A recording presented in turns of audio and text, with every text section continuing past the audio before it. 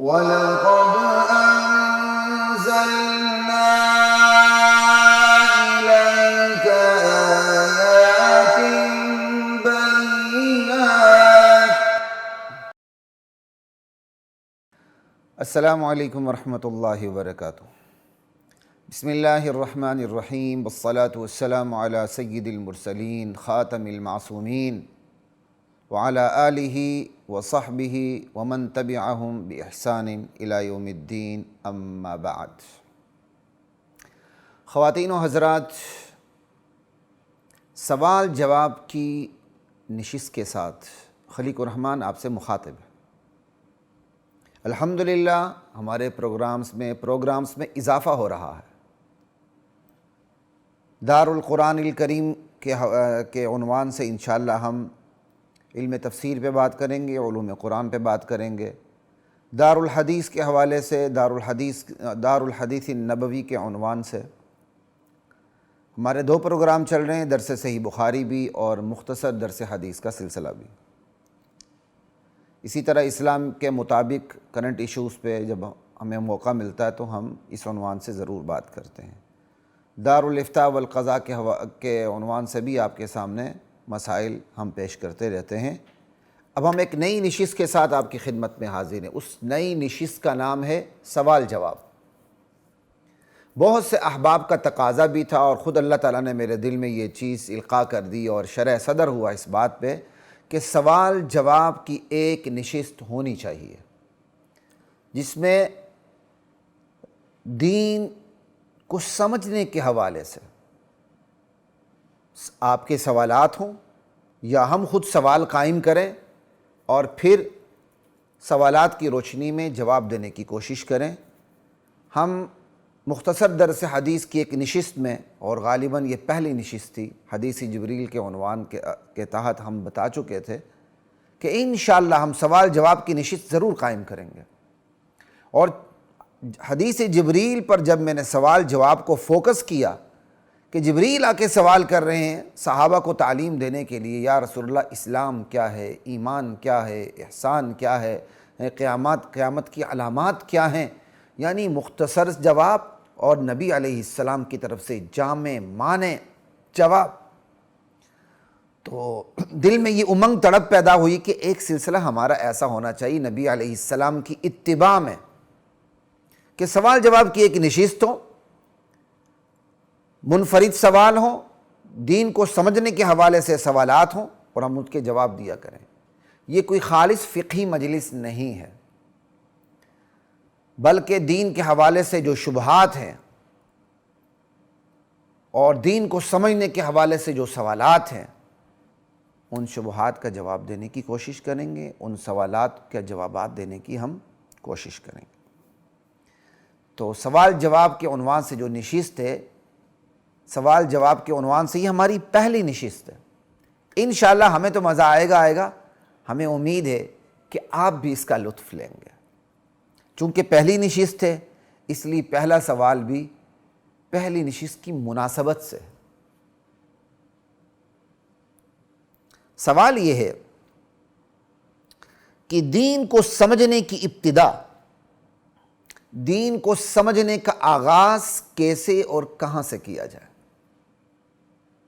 مختلف فرقوں کی ان منڈیوں میں حق کو کیسے تلاش کیا جائے، ہے نا اہم سوال۔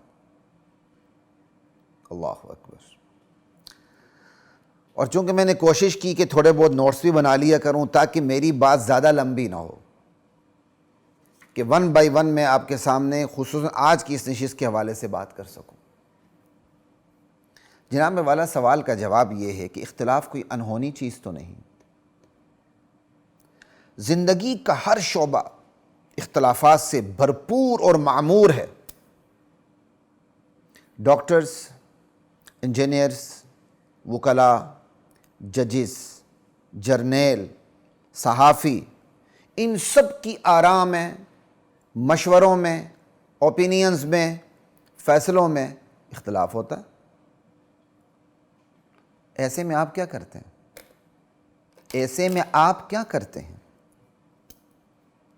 عقل کا استعمال کرتے ہیں نا۔ پھر یہاں بھی ایسے ہی کیجیے جناب، کیونکہ آپ کی اور آپ کو آپ کی عقل روزی روٹی، صحت وحت اور سیاست ویاست کے لیے بعد میں دی گئی ہے، دین کو سمجھنے کے لیے پہلے دی گئی ہے۔ اپنی عقل کو استعمال کیجیے، ابتدا قرآن کریم سے کیجیے، جسے دشمن بھی لا ریب کتاب تسلیم کرنے پر مجبور ہے اور اس کی ایک چھوٹی سی صورت کا مقابلہ کرنے سے بھی عاجز ہے۔ قرآن سے ابتدا کیجیے۔ اچھا جی، ترجمہ قرآن نہیں آتا؟ اب آپ ہی بتائیے، اگر آپ کو قرآن کا ترجمہ نہیں آتا تو یہ کس کی غلطی ہے؟ کوئی بھی بندہ ماں کے پیٹ سے تو زبان سیکھ کر نہیں آتا، اسے کوئی بھی زبان اپنی ضرورتوں اور تقاضوں کو سامنے رکھتے ہوئے سیکھنا پڑتی ہے۔ دین کی ضرورت محسوس نہیں ہوئی، لہٰذا آپ کو عربیت سے کوئی آشنائی نہیں۔ اب یہ آپ کی غلطی ہے یا آپ کے والدین کی؟ حکومت کی غلطی ہے یا معاشرے کی؟ تربیت دینے کی غلطی ہے یا تربیت لینے کے حوالے سے غلطی ہے؟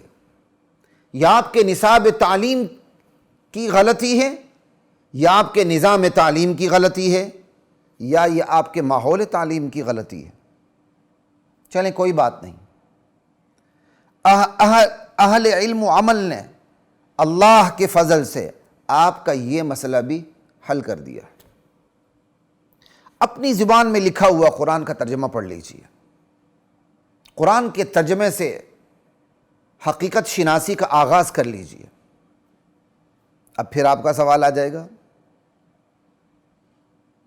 کہ جناب نت نئے ترجمے ہیں مارکیٹ میں،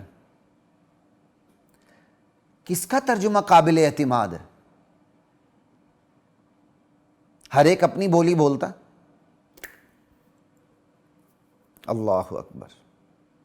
اب آپ کا یہ سوال،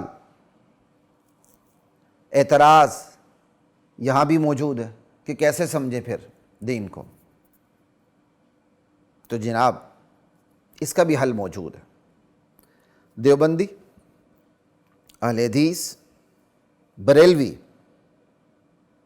یہ تینوں قابل ذکر طبقے جس ترجمے پر متفق ہیں اس ترجمے کو سے مطالعے کا آغاز کر لیجیے۔ کتنا آسان ہے، الحمدللہ اس پہ کام ہو چکا ہوا ہے۔ متفق علیہ ترجمے موجود ہیں جن پر دیوبندی، بریلوی، اہل حدیث کے اکابر کے دستخط موجود ہیں کہ یہ ترجمہ درست ہے۔ آپ اس ترجمے سے آغاز کر لیجیے گا۔ آپ کسی بھی اردو بازار میں چلے جائیں، مارکیٹ میں چلے جائیں، آپ کہیں جی مجھے وہ ترجمہ دے دیں جس پر دیوبندی، بریلوی، اہل حدیث سب متفق ہیں۔ غالباً قرآن آسان تحریک والوں نے ایسے ترجمے چھاپے ہیں اور تینوں طبقوں کے بڑوں سے انہوں نے سائن کروائے ہوئے ہیں۔ اب آغاز کر دیجیے۔ ویسے آپ کو ایک بات بتا دوں، فیروز سنز کے جو بانی تھے مولوی فیروز الدین صاحب، ان کا ترجمہ یہ فاطمہ میموریل ہسپتال لاہور والوں نے چھاپا ہے۔ فیروز سنز نے پہلے چھاپا تھا شاید، بہرحال اس کا تعلق فیروز سنز سے ہی ہے۔ اور مولانا فیروز الدین کی جو قبر ہے وہ حضرت علی حجویری رحمۃ اللہ علیہ کی جو قبر ہے اس کی پائنتی کی طرف ان کی قبر ہے۔ ان کا ترجمہ عوام الناس کے حوالے سے مجھے بڑا اچھا لگتا ہے، بہترین کمال کا ترجمہ ہے، آپ اسے پڑھ لیجیے۔ لیکن انتہائی نیوٹرل ہو کے میں نے آپ کو بات بتائی ہے کہ دیوبندی، بریلوی، اہل حدیث یہ تینوں طبقے جس ترجمے پر متفق ہیں، سائن ہیں، آپ اس ترجمے سے دین کو سمجھنے کا آغاز کر لیجیے۔